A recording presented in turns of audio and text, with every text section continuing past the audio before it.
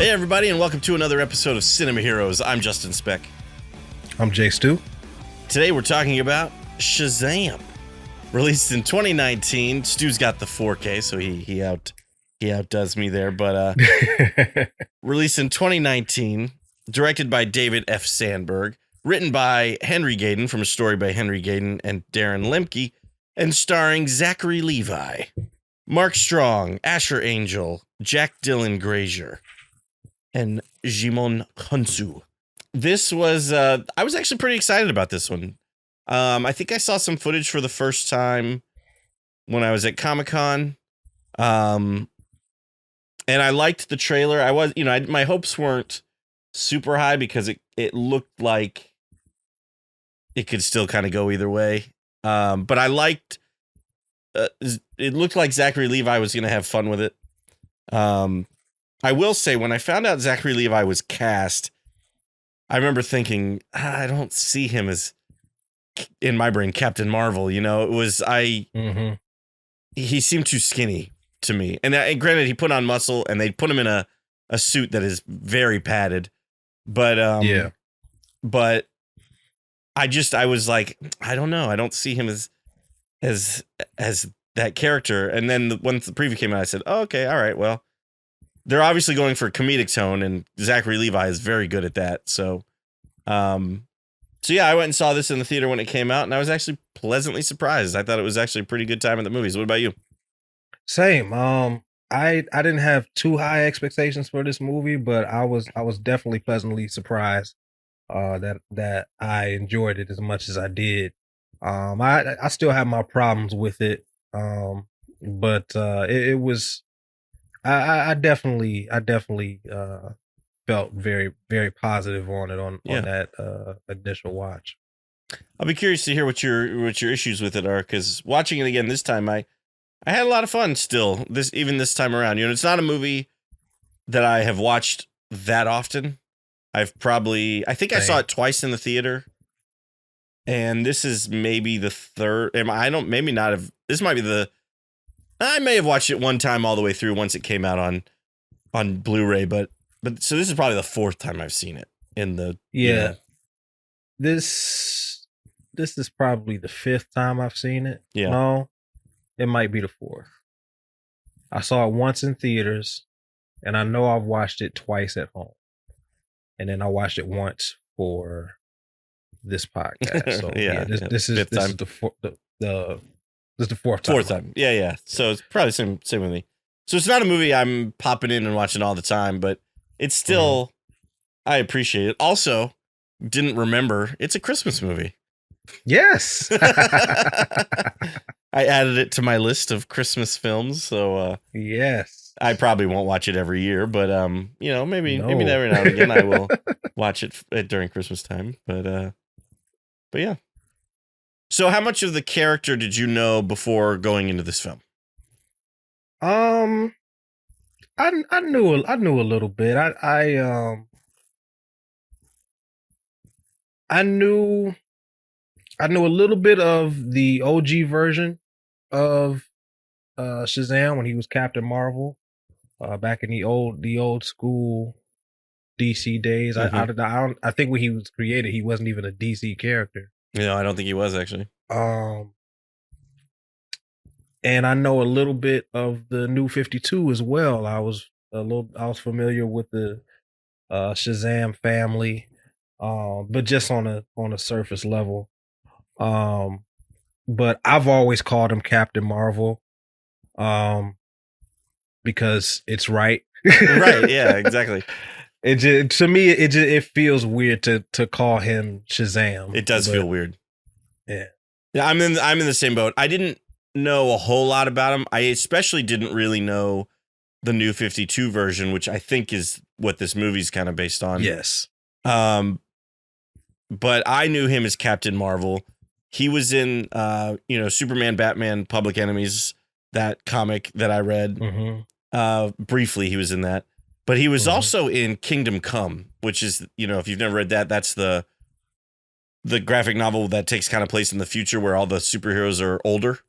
Mm-hmm. One of the things I found most interesting about that comic was, or about his character in that comic, was since he was older, he no longer looked different. The Billy Batson looked like Captain Marvel. And so there was no, other than him getting the powers, there was no physical change.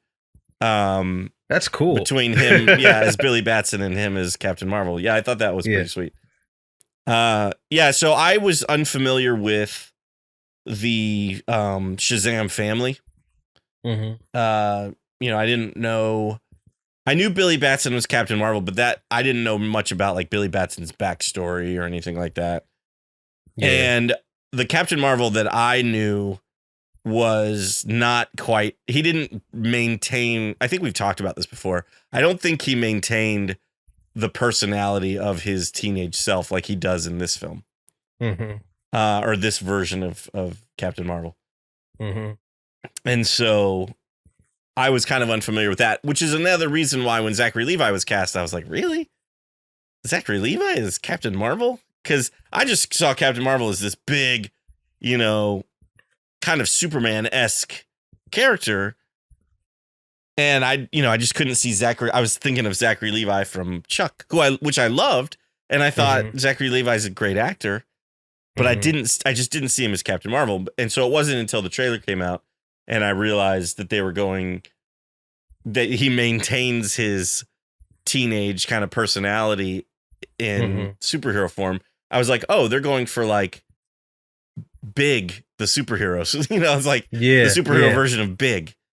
Yeah. And I was like, well, in that case, Zachary Levi is a good choice because I think he will do that very well. And he did. I've always wanted Alan Ritchson to be Captain Marvel. That'd be a good choice. Yeah. He looks just like the Kingdom Come version of Captain Marvel. Just, his hair is lighter, but his face is ripped straight. Yeah, it's ripped straight from the page. Alex Ross, if you can. Alex Ross tends to draw the same face a lot. Right, he does. Yeah, he pretty much draws his own face. Right. Superman, Batman, Captain Marvel, they all kind of look. Yeah, they all look. But Alan Ritchson looks like that. That's true.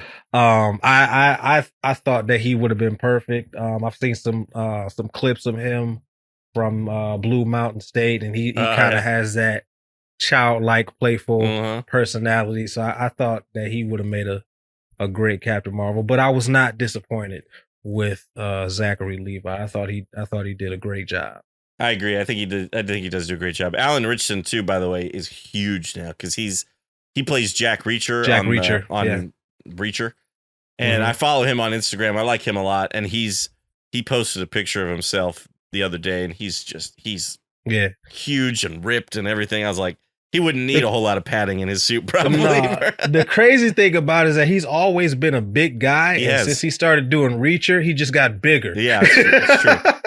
He was Aquaman on Smallville. Yes. That's where I first saw him, Me too. So, that would have been a good choice. He's a good actor, too. I'm glad that he's getting, more work because he's good. He's Raphael in the Teenage Mutant Ninja Turtles movies. Yes. I'm looking forward to doing that movie on the podcast as well. But going back to like his earlier career, I like seeing how he's gotten better as an actor. And now I haven't seen him on Reacher, but I assume that he's really good. The last thing I watched him in was Titans. Oh yeah, and he was great on that too. He played Hawk, and he was very good. But this isn't the Alan Ritchson podcast. We're doing Shazam. Zachary Levi Shazam podcast. But going back to what you said about the padding, I hate the suit. I don't like the suit. Yeah, I remember you mentioning that. I think we talked about the new Shazam, which as of this recording just came out. This episode's obviously, I was talking to my dad earlier tonight, and we really should have. I think in 2024, what we should do is we should look at the calendar of movies and figure out if there's anything we can record that will line up with, so we can have them. But anyway, this episode's going to air long after Shazam 2 is probably out of theaters. But anyway, you really liked the costume from Shazam Fury of the Gods. Mm-hmm. And I don't hate this suit, but watching it this time, because I do think Captain Marvel's supposed to be a really big, muscular character, but watching it this time around, there are moments where you can really tell it's just padding. Yeah. And that's not to, take anything away from Zachary Levi, because he did work out and put muscle on, but they padded him up a lot. Yeah. I think if it had been a little less padding, I actually really like the design of the suit. It's just, there's just too much muscle padding in it, I think. Yeah, it's way too much padding. I felt like they did a disservice to Zachary Levi because he really did the work. Because I follow him on Instagram, and before the movie came out, like he got really jacked for the movie, and I was like, okay, I'm looking forward to seeing that. And then when the first image of him in the suit came out, I'm like, what was the point of working out if they were just going to cover it up with 4 inches of padding? Right. Yeah, exactly. Which is funny. That's you've watched The Boys, right? With on Amazon Prime, the guy that plays Homelander. He said this, so Jensen Ackles was the Soldier Boy. Yeah, Soldier Boy. I wasn't sure how to word it. He wasn't like a guest star because he was in all the episodes, but he was recurring. He was like a recurring star of season 3. And Jensen Ackles, before showing up on set, apparently worked out a bunch, tried to put on a bunch of muscle. And he shows up on set, and the guy that plays Homelander is like, dude, why are you doing all that? He's like, they could just put it in the suit, And like, the guy that plays Homelander is apparently pretty skinny and doesn't have a whole lot of muscle, and just lets Anthony the suit. Starr. Yeah, he just lets the suit do it all. And I think, I think there's something to be said for at least trying, And Zachary Levi did very well. And I think, I actually saw the new Shazam tonight, and the new suit does look really good. And I'm sure there's a little bit of muscle padding in it, because I feel like they always kind of have to put some in. Yeah, I think the only person that didn't have any padding was The Rock, but everyone else, even Henry Cavill, as big as he is, he had a little bit of padding. There's some padding. And it's just the way, it's just to make the suit, because I know a lot of times they'll glue the muscle padding to the suit, so that way you can see like the outline of the muscles and stuff. Because it doesn't matter how ripped you are, it's just the texture of the suit will never like highlight it like that. And so that's usually why they put muscle padding in there. In this movie, they put it in to make him look bigger. But I think in the new Shazam, it looks great. It works. It kind of, I think, makes him look better. And I think the suit just looks really good. And so, I at first, I kind of disagreed with you. I was like, I don't know. I think I like the original suit better. But having watched the movie now, the new suit is, I think, superior. Yeah. I haven't seen it, but I've seen all the previews and the stills and stuff. So yeah, the new suit is definitely an upgrade. Yeah. So let's talk about the beginning of this movie, right? So we start off with Mark Strong's character as a child, Dr. Sylvana, I believe his name is, and he is chosen as potentially being the champion to take Shazam's powers, but then is deemed not worthy. And he makes it his life's mission to find that wizard and essentially take the powers. He wants to know, he makes it great. There was a line that I thought he we talked about this on your podcast Studio Time about sympathetic villains, and one of the things he says in this movie I kind of resonated with me was like, do you know what it's like being told as a child that you're not worthy of something, to be told that you will never be good enough for this. I was like, yeah, that would be pretty rough, actually. Yeah. And who knows how many people the wizard told that to, because he said he spent thousands of years or something looking for a champion. And but Mark Strong, it's interesting that he took this role, honestly, because he was Sinestro in Green Lantern. So now he has played a villain in 2 DC movies. Yes. Of course, Green Lantern is in its own canon. Right, not the same universe, of course. Yeah. I like Mark Strong. I thought that his casting was wasted. Not saying that he was bad in this movie, but I think he is an actor that is much bigger than the role that he was playing. I've always wanted him as Lex Luthor. Sure. I don't know how well his Lex would have gone with Henry Cavill, Right. especially with how he was portrayed in BvS. But I didn't know a whole lot about Savannah, and how he's portrayed, how he's written is very cookie cutter. Yeah. He may as well have a handlebar mustache And twirling it. doing Yeah. that. Yeah. But it like I said, he wasn't bad. There's just nothing special about his character. Sure. I kind of agree with you. I think Mark Strong is it has the acting chops to play a villain of the caliber of Lex Luthor. I think like you said, I don't know since Lex Luthor was, I'd be curious to know how Lex was originally written, if he was written the way he was portrayed as Jesse Eisenberg, because I know when Zack Snyder first approached Jesse Eisenberg, it was to play Jimmy Olsen in that first scene with Amy Adams, and he said, "I'm not interested in that, but I would be interested in playing Lex Luthor." And Zack Snyder was like, "Oh, I hadn't, never thought about that, but that could work." And so I wonder if the character ever got rewritten a little bit once Jesse Eisenberg came on board, or if that's how it was supposed to be from the get-go. And if that's how it was supposed to be from the get-go, Mark Strong in that role, I don't know, that would have been weird. Yeah, it would have been weird for sure. But in a typical, Gene Hackman, Kevin Spacey type Lex Luthor role, Mark Strong would nail it. And I agree. He was even though the movie was garbage, he was great as Sinestro. No, absolutely. So yeah, and I don't know, other than Black Adam, I didn't know any Shazam villains. So Sylvano was kind of new to me. I didn't know anything about him. And he does feel kind of cookie cutter. I'd like to know if that was his motivation and everything in the comics. If he was supposed to be chosen as the champion and then denied, and he made it his life's work to get those powers and become this magic user. Because that's essentially what it is. He just wants the powers for himself.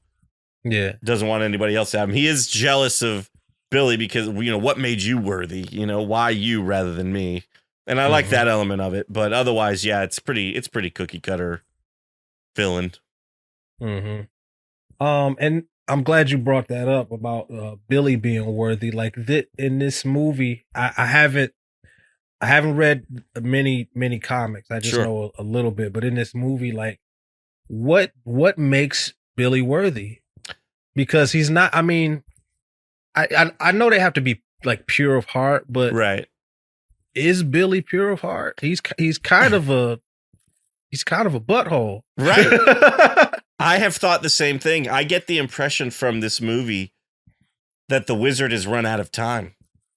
Yeah, and that Billy is like good enough. Yeah, you're the purest at the moment, right? I don't get that he is the one that the wizard has been looking for all these years. Finally, I have found you. I don't really get that. And I think Billy has to, because you're right, Billy is a butthole. He steals the bullet from Freddy. He plans on leaving, as soon as he can. He doesn't really care about the other foster kids. Yeah. Doesn't really care about anybody other than himself. Really, and trying to find his mom. And so I don't know. He does stand up for his family, or at least Freddy in that one scene. He kind of uses the crutch to beat up the bullies and then makes a run for it. And that's when the wizard finds him. But is that enough to make him, quote unquote, pure of heart and worthy of the powers? I don't know. I've kind of wondered that too. Yeah, but like even in Justice League War, you kind of get the sense that version of Billy stands up for the little guy. Right. I don't get that at all from this version of at least at the beginning of the movie. Right. He does evolve over the course of the movie, and that's what I was going to say. He kind of almost learns to be pure of heart. Yeah. Like as the movie goes. But he's already got his powers at that point. So. Right. And he learns what it means to, to have so I sent you a text when I watched this movie because when this movie came out in 2019, I did not have a kid yet.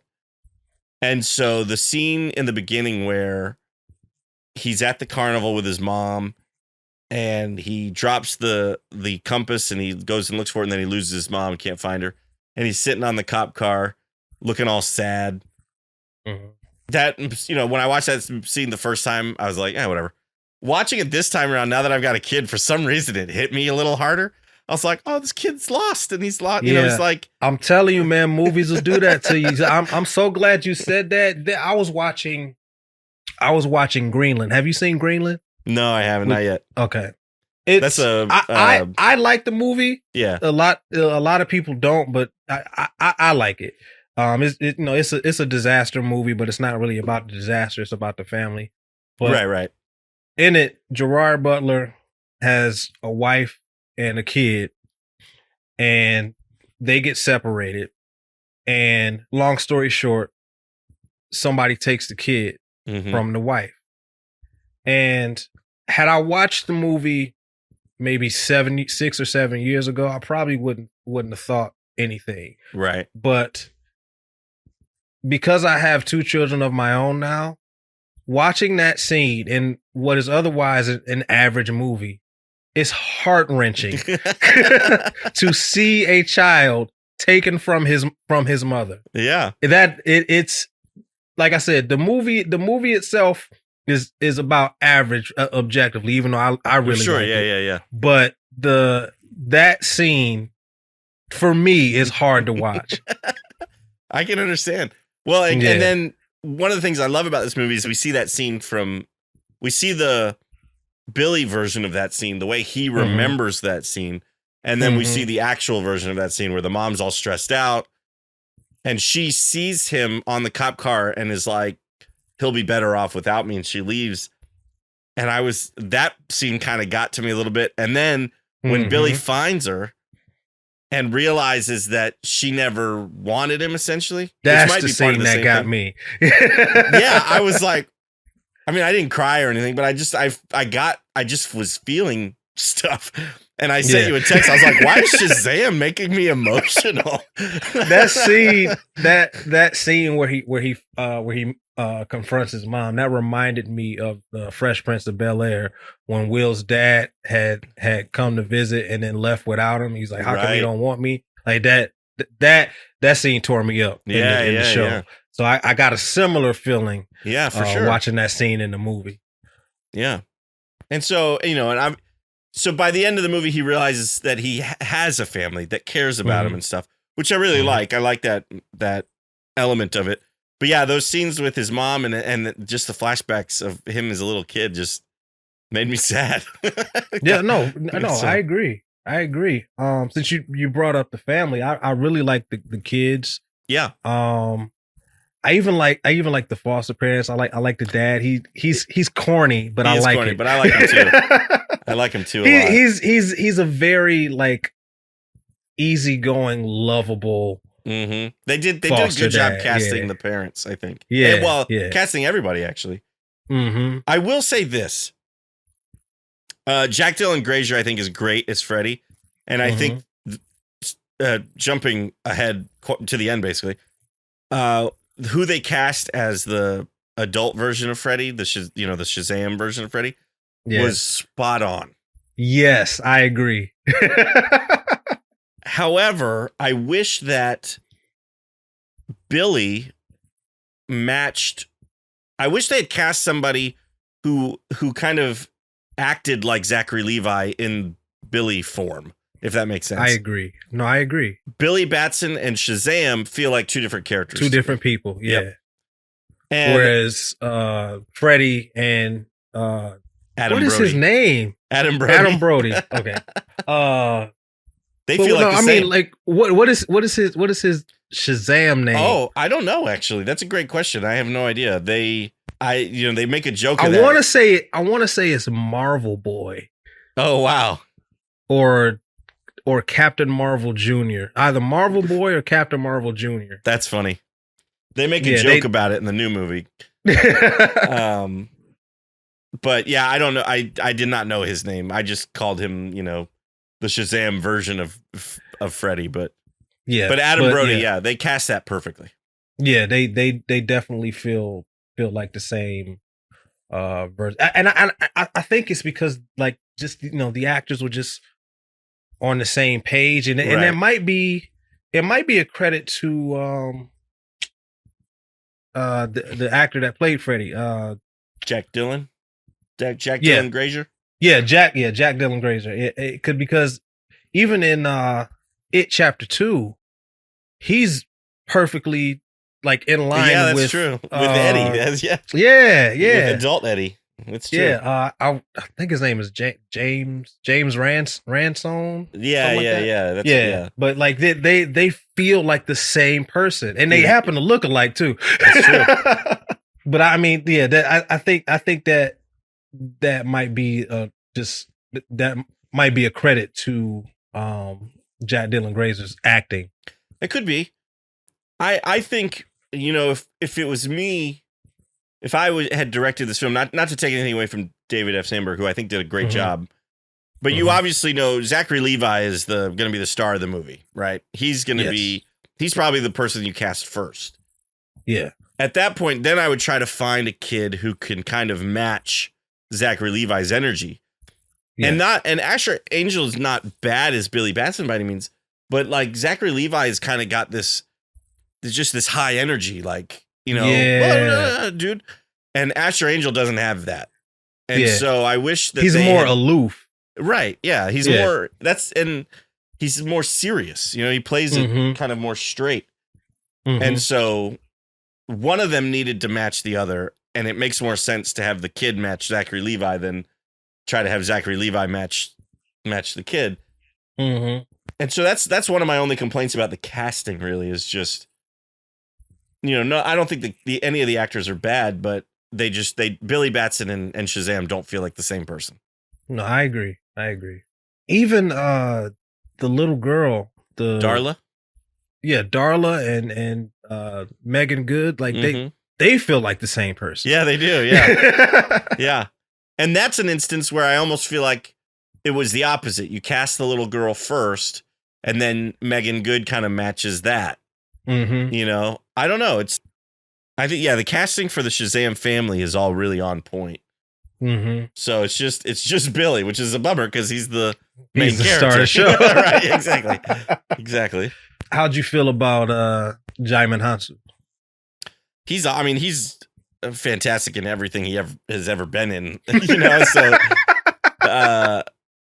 it's kind of like what we said with Mark Strong. It's almost like he's kind of wasted in this movie. Agreed. Because he's better than the material probably given to him, but he does he does a good job as the wizard and everything. It's just there's not much for him to do. Yeah. But I like it. Again, it felt very. He's another one that's been cutter. Yeah, exactly. Yeah.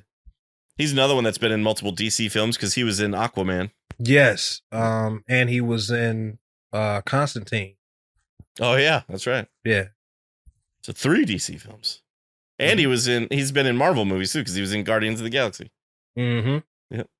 And Captain Marvel. That's right. Jeez Louise. Maybe he's just like secretly a superhero fan. How do you feel about some of the comedy in the movie? Like when the scene that I'm on right now is when they're testing his powers, trying to figure out what he can do. He doesn't even know how to change back yet because he hasn't said Shazam again yet.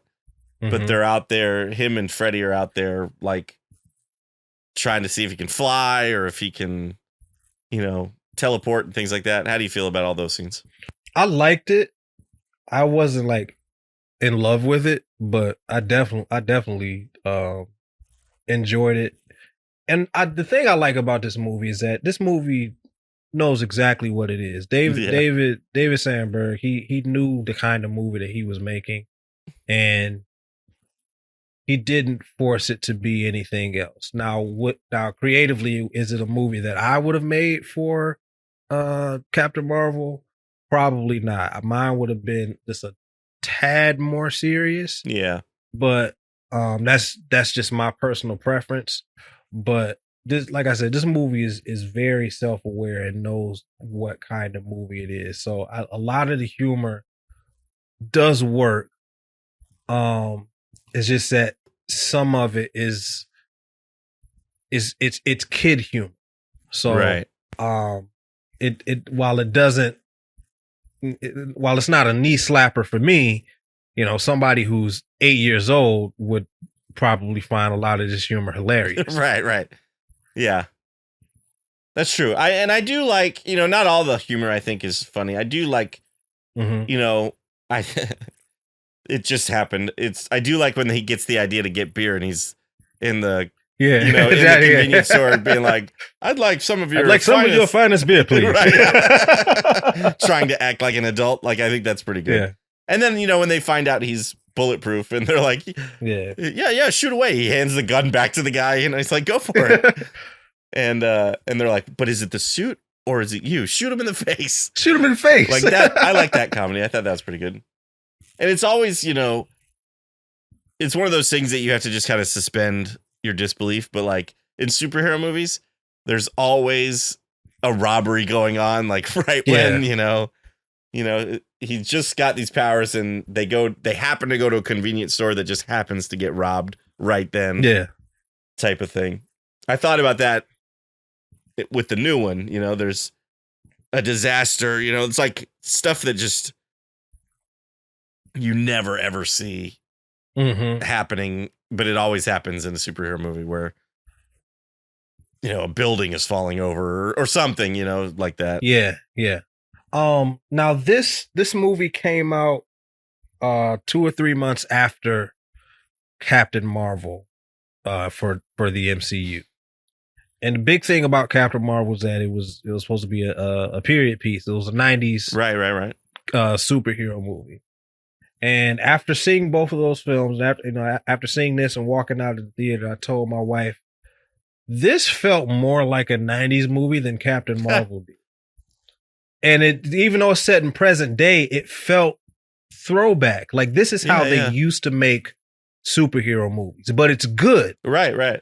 It didn't feel, I mean, it did. It felt kind of cheesy, felt kind of corny, but it was. But the movie kind of it was purposeful. Yeah, exactly. Yeah, it was purposeful, and I think that's part of the charm of this movie. It feels very throwback, and I like that. I like that too. I never really thought about that, but you're absolutely right. It does kind of feel a little throwback, and I think Captain Marvel, if they had thought about that, or maybe if they had tried to achieve that, of having a movie set in the 90s and made it like a 90s action movie, I think that would have made it work a little better, perhaps.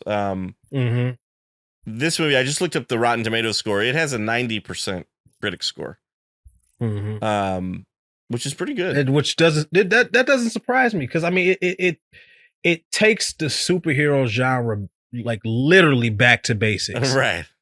It is a basic superhero movie, but again, it's self-aware. It knows what kind of movie it is, and it doesn't try to be anything else.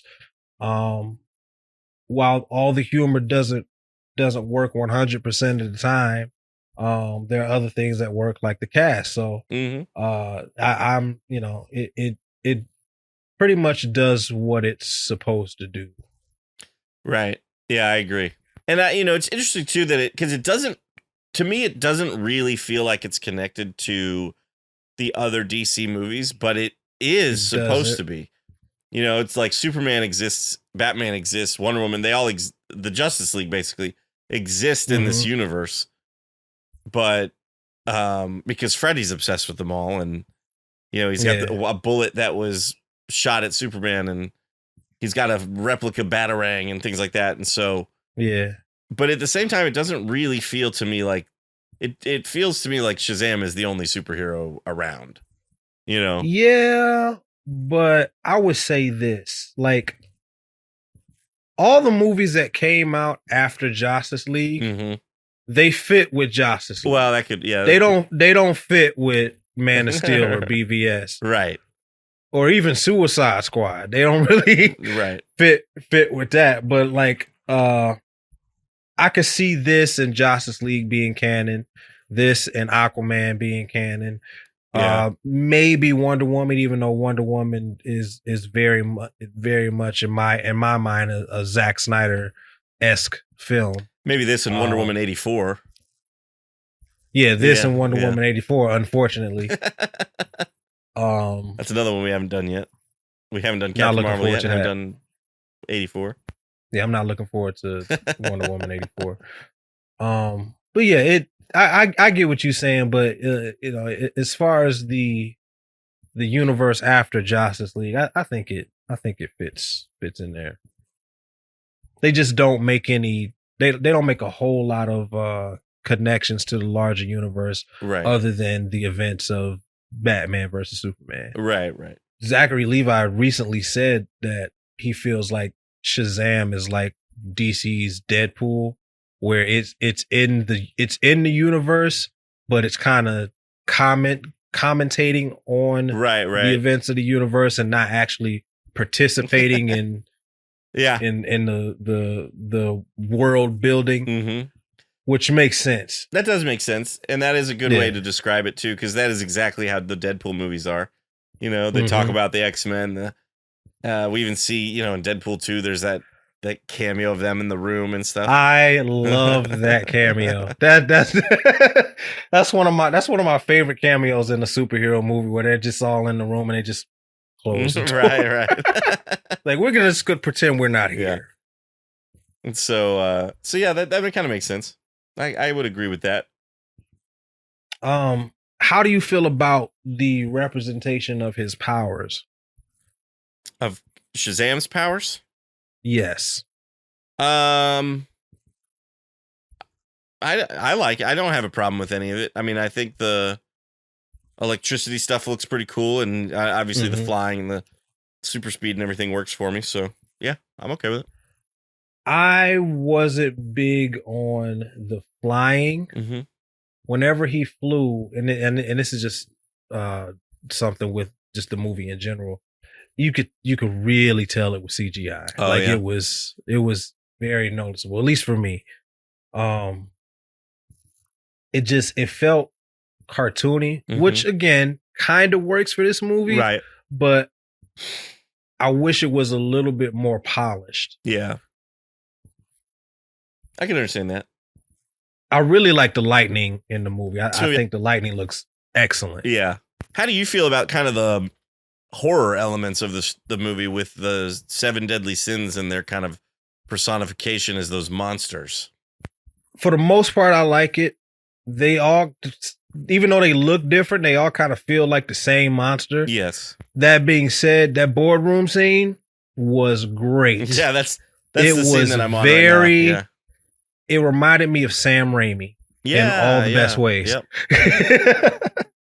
I was not expecting it. When I saw it in the theater, I did not. Nah, neither was I. I did not expect this movie to have such kind of, I mean, they're not scary to me, but like scary elements like that. You know what I mean? Yeah. I mean, they would probably be terrifying to someone who's like for sure. 7.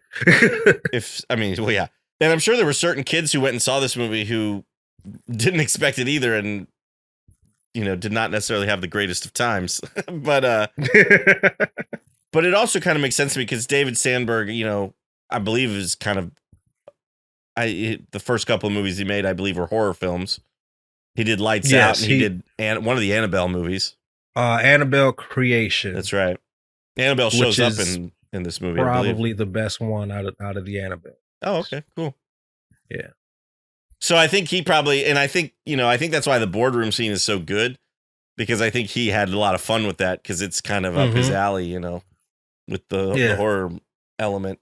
Yeah. So I agree. I think I really like the look of them, of the monsters, but they, other than just looking different and being told this one is gluttony, this one's greed, this, they don't, you're right. They all feel like the same monster.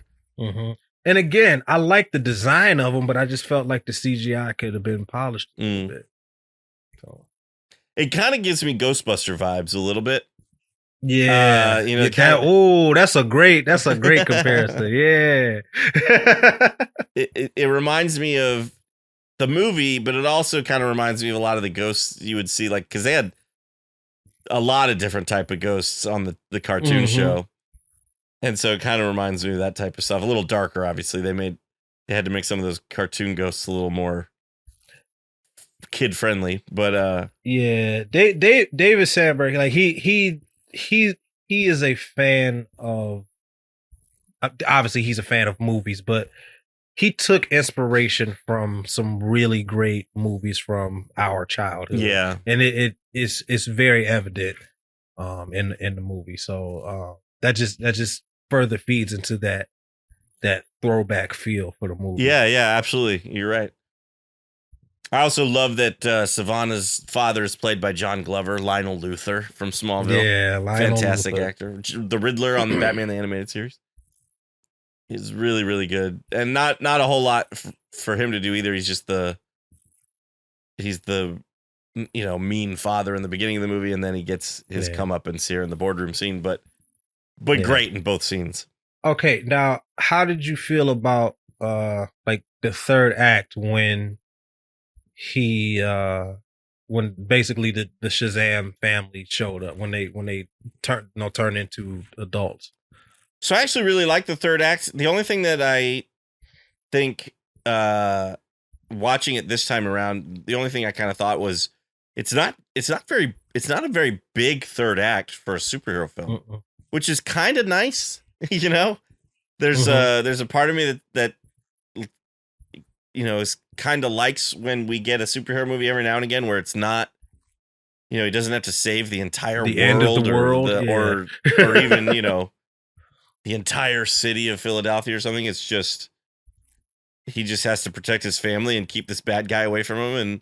And so it kind of all takes place in this carnival setting, but I think it works. I think for the most part it works. And I think maybe that's also why it kind of has that throwback feeling, because it's not this big CGI heavy I mean, it is to an extent because it's got the monsters and stuff like that, but but it's not a beam in the sky with a faceless army. right, exactly. So, so I liked it. What did you think about the third act?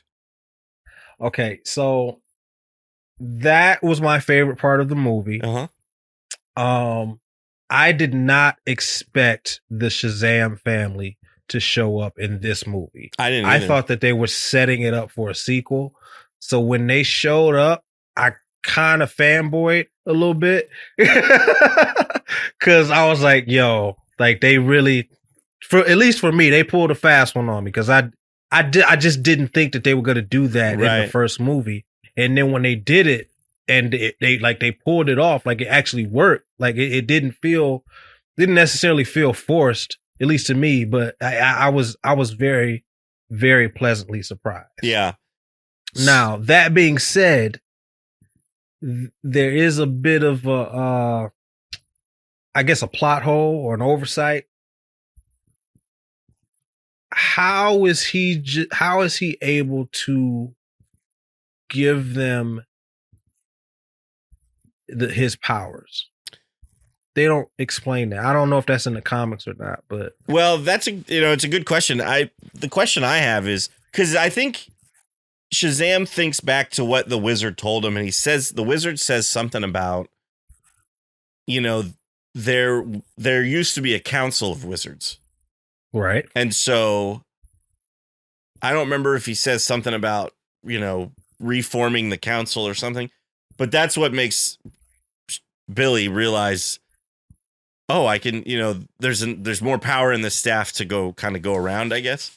So my question is, if Savannah had just been smart enough while he had the staff, if he had just said Shazam, would he have turned into one of them? I feel like probably yes, and he just didn't know.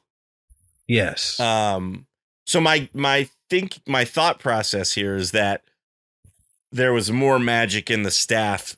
It wasn't necessarily Billy that did it. Billy just knew, hey, if you guys touch this staff and say Shazam, you will get the powers that I got. And that's fine. I'm cool with that. What I'm not necessarily cool with upon this rewatch is you have to be worthy to have those powers. What makes all of those children worthy? Well, if anything, Darla for sure is pure of heart. Oh yeah, absolutely. Yeah, if anybody deserves it, it's Darla. Yeah. The rest of them, I don't know. It would have been funny if like all of them had turned except for Freddy or something. He's like, no. What's going on, man? I actually think Freddy's pretty pure of heart too, but yeah, Freddy and Darla were my favorites when they changed. Mainly because obviously, Freddy's handicapped, and all of a sudden he has full mobility in his legs, and that was really, really great to see. But it was just like the representation of Freddy, like, he gets these powers, and what's the first thing he does? He runs. I thought that was great. That was a good character moment for Freddy. Yeah. I also just love the fact that, he's the superhero nerd. He's the one that he's constantly talking. If you could have flight or invisibility, what would you rather have? And he, he even has an argument with Billy because, Billy's like, you just want my powers. And he's like, you're right. I do. You're right. He's like, why did you get them? And so it's nice that he finally, he gets those powers at the end. But one of my favorite Freddy character moments is when it's not so much of an argument, but Freddy and Billy are talking, and Freddy just casually goes, I know you stole my Superman bullet. And Billy's like, what? I didn't steal your stupid bullet, even though he did. And it's just so nonchalant on Freddy's part. Like he's like, it's like he's already forgiven Billy for it. Yeah. And he's just like, I know you did it. It's no big deal. I always thought that was so cool. He wasn't like, he didn't go crying to Victor or the mom character. He didn't yell at Billy or anything. It was just, he was his friend. Even if Billy never admitted that he was going to, that he did it. Freddy still wanted to be friends with him and everything and talk superheroes and stuff. I just thought that was Freddy cool. is the best character in the movie. He is. Sure. He should have been given the powers. Yeah. Yeah. But I mean, like I said, I also really like Darla. Yeah. And I really like Megan Good as, the Shazammed version of Darla. I love when she says, you almost exploded me. Like that. That's absolutely something Darla would say. Yeah. Yep. I like too how Darla, they tell her not to tell anybody, it's a secret, and she's not good at that. And so she's just got to be quiet during like the dinner table scene, and then when the other kids finally figured it out, she's like, "Yay, you did it!" And I didn't say anything, Yeah, I like that. I like Darla a lot. I think she's a good character. Yeah, for sure. So I wasn't familiar with the Shazam family. So like when I saw the foster kids, I didn't immediately go like, "Oh, they're the Shazam family." I just was like, "Okay, he's in a foster home." But it wasn't until seeing this movie that when they became the Shazam family, I recognized them. Like I had seen them, I guess maybe in other comics or at least pictures of them or something. And so when they became the Shazam family in this movie, I was like, oh, it's like, that's awesome that they're doing that. So I wasn't expecting it in this movie either, but I also just hadn't connected the dots. One of my favorite parts was right before they have that Freddy and Billy have that argument. Billy is standing in that crowd of people and he's just showing off his lightning. Yeah, he's right. Hands, lightning in my hands. Like I thought that. I don't know why that's so funny to me, but I thought it was hilarious. Yeah. You know what it is? It's the punchline. Because that whole scene is the setup, and then when Dr. Sivana shows up, he was like, "You're just jealous because you don't have lightning in my hands." Right. Sivana shows up, like that's what makes the scene. Yeah, that's it. Yeah. And I like the whole chase scene. Some of the flying does look a little cheesy in that scene where Savannah's kind of chasing him through the mall and stuff. Yes. I agree. But that was definitely that whole mall scene was definitely like a big reference. Right, yeah. He's throwing Batman dolls at him and stuff. Yeah, exactly. It's almost kind of annoying to see him like showing off his powers for money, you know, but at the same time, you have to think like that's probably what a 15-year-old or 16-year-old would do is. He's definitely doing exactly what a kid would do with those powers. Yeah. I do love the scene. It was in the trailer. It was kind of one of the big shots from the trailer, you know, they even use it in the second trailer or for the trailer for the second movie. But after Billy goes to see his mom and he realizes his mom doesn't want anything to do with him. Oh yeah. He goes, he gets a call from Savannah and he goes up to the roof. And even though the roof kind of looks like a set, and you can kind of tell it was on a soundstage. I love that shot of him just jumping off the building and going Shazam and getting hit with the powers and then flying off. Yeah, that was awesome. Yeah. That was definitely a great suit up scene. Yes. Yeah, it was. It was awesome. The padding in this suit is so noticeable. Like they don't even try to not make it look like padding. It's like they want you to know that it's padding. Right. Like I said, I think it looks okay in certain shots, but like when he bends his arms and stuff, and just the way the padding kind of folds in the arm. I mean, it's just it's. You're a little more generous than I am. It does not look okay. Even when he's moving, when he's standing still, it looks like a costume. It did like the thing about superheroes, especially like heroes like Shazam and Superman and Wonder Woman. They're not supposed to look like costumes. They're supposed to look like clothing. Right. I'm supposed to be able to believe that this person would wear this in this world and in this situation. As ridiculous as this movie is, just by nature of being a superhero movie. Right. I still do not believe that he would be wearing that. Right. So, I guess before we get into ratings, let's talk about the final scene of the movie, which is I love, of course, which is Freddy's at lunch and his family comes to sit with him. And then Shazam shows up and he's like, Freddy. And Freddy almost looks embarrassed. He's like, oh, God. But then because he had made it. Well, Billy never really made the deal to show up, but. Right. But Freddy said he was going to show up at lunch. He didn't. So everybody, gets in some sort of wedgie. Right. And even though he didn't show up, him showing up was the right thing to do. He should have been. He should have shown up. Yeah, exactly. And so he shows up at the end and sits with Freddy and he's like, oh, I invited somebody else. So I hope you don't mind. And we see the Superman crest as a guy's carrying a tray of food. And it's not Henry Cavill. You can almost kind of tell because the guy's not as big. Yeah.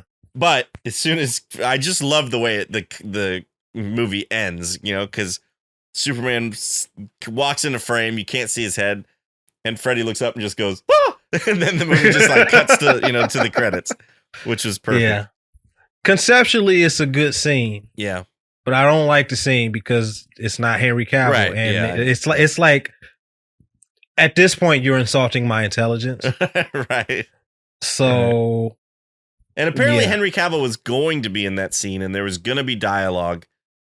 But I think it works really well with ending just very quickly like that, It's funnier, I think, but and I think that was it was Toby Emmerich's decision to like not have him in it. Cavill, which obviously I don't like. No, because like I said, conceptually it's a good scene. I don't like the execution, but I mean David Sandberg just did what he could, had the power to do. Yeah, they always use, by the way. And I don't dislike it because it just goes to show how good John Williams' theme is. But in this post-credit scene and the other one, that Henry Cavill or that Superman shows up the in. other one. Yeah, without spoiling anything for anybody, I guess. They both use the John Williams Superman theme, which is not the Henry Cavill Superman music, obviously. But I guess there just wasn't. Go ahead. My bad. Go ahead. I was going to say, there's the flight theme from Man of Steel, which they use in Zack Snyder's Justice League, which is amazing.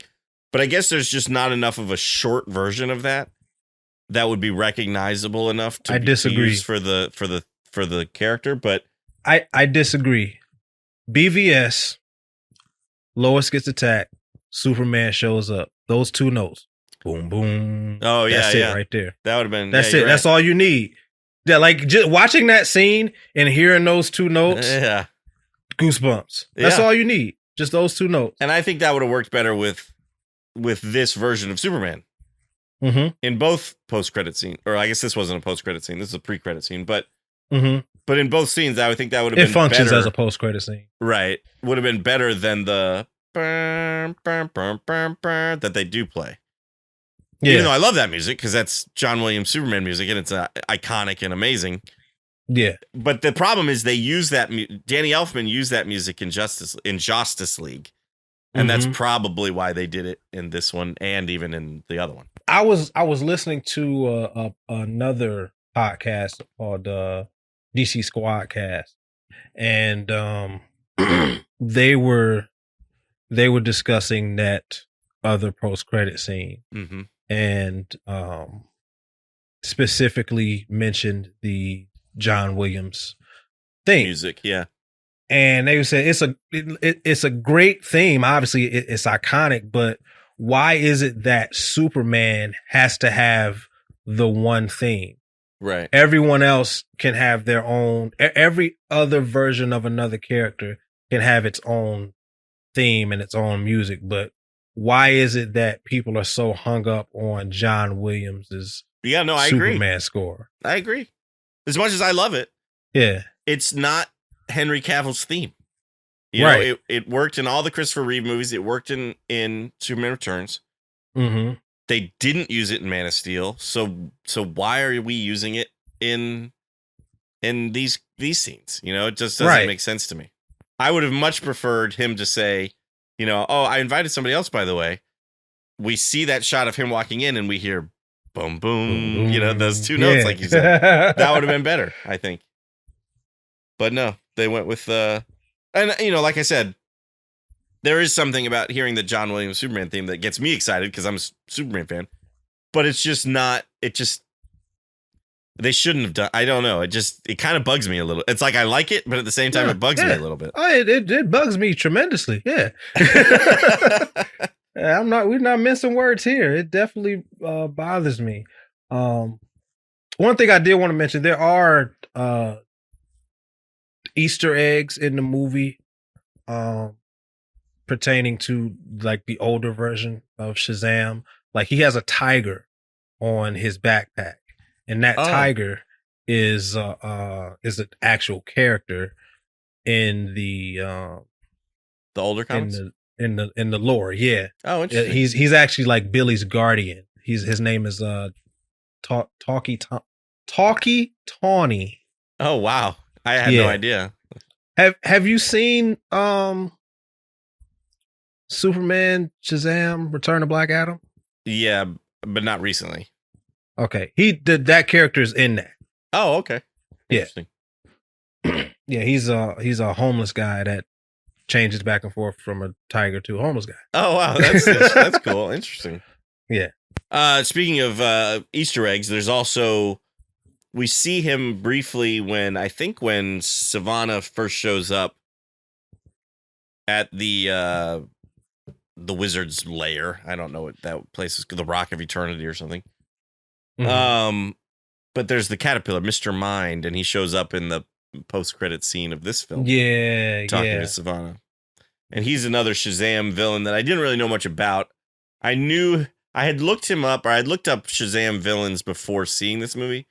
Mm-hmm. So I did know who it was if I had not looked that up beforehand, that post-credit scene, I would have been like, what? That's how I was. I had no idea who he was. So, and when that scene showed up, I'm like, who is that? Right. Yeah.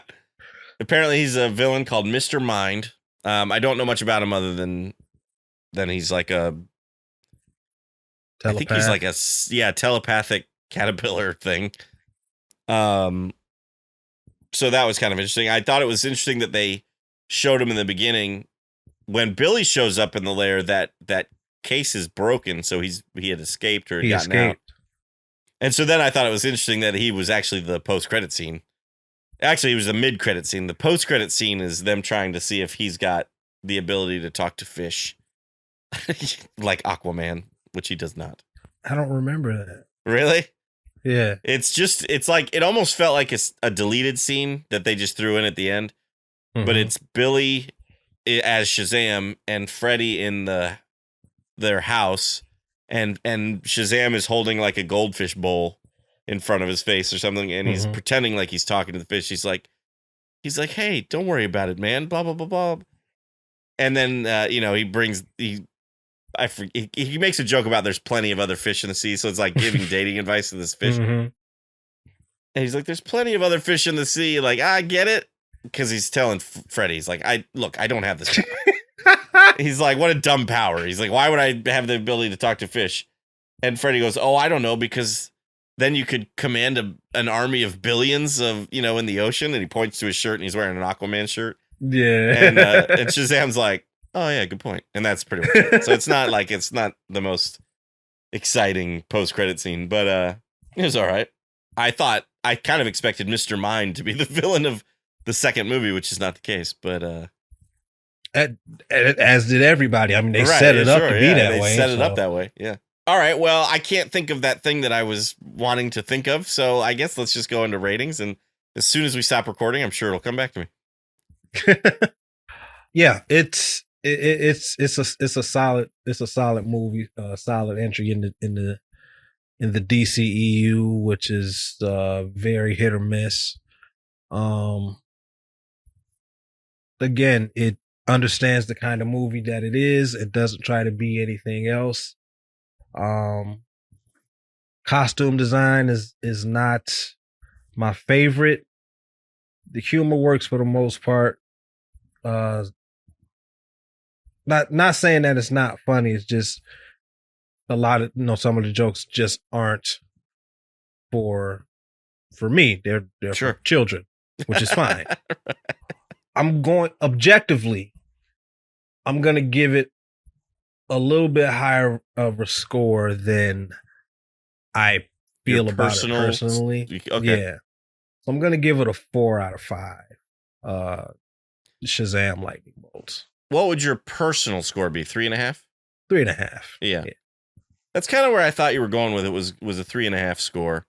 Yeah. I think I like this movie a little bit more than you do. I obviously don't have as much of an issue with the costume as you do. And I maybe it's because I'm still a child, but I enjoy some of the humor. So for me, it's a solid 4 out of 5 as well. Yeah. I really kind of like it. It's not, like we said in the beginning, it's not a movie we can watch over and over. But it's, if you let a year or two go by, pop it in again, I can enjoy it. Yeah, for sure. So yeah, I do kind of like it. I think it's pretty good. It does for the most part, it does what it's supposed to do. Yeah, and like you said, David F. Sandberg understood, the assignment. It doesn't fit tonally with like Zack Snyder's trilogy. Like, it doesn't feel like it's part of those movies. Like we said, it does feel like it's a part of the Justice League era of movies, of DCEU movies. But it is one of the better DC. Well, I was gonna say it's one of the better DC entries, but I would still put it below Man of Steel, Zack Snyder's Justice League, Batman vs Superman. Yeah. It's one of the, it's one of the better entries in the Joss Whedon DC verse. Right. DCEU, yes, definitely. Yeah. Well, we'd love to know what you think about Shazam. You can always let us know at cinemaheroes.com. You can also tweet at us or leave a comment on our Instagram. Both handles are at Cinema Heroes. You can obviously leave a comment on this video if you're watching it on YouTube. If you are watching it, be sure to give the video a thumbs up, subscribe to the channel if you haven't already. And yeah, we'd love to hear from you however you want to reach out to us. But I think that about wraps it up for this episode. I'm Justin Speck. I'm Jay Stu. As always, thanks for listening. Thanks for subscribing.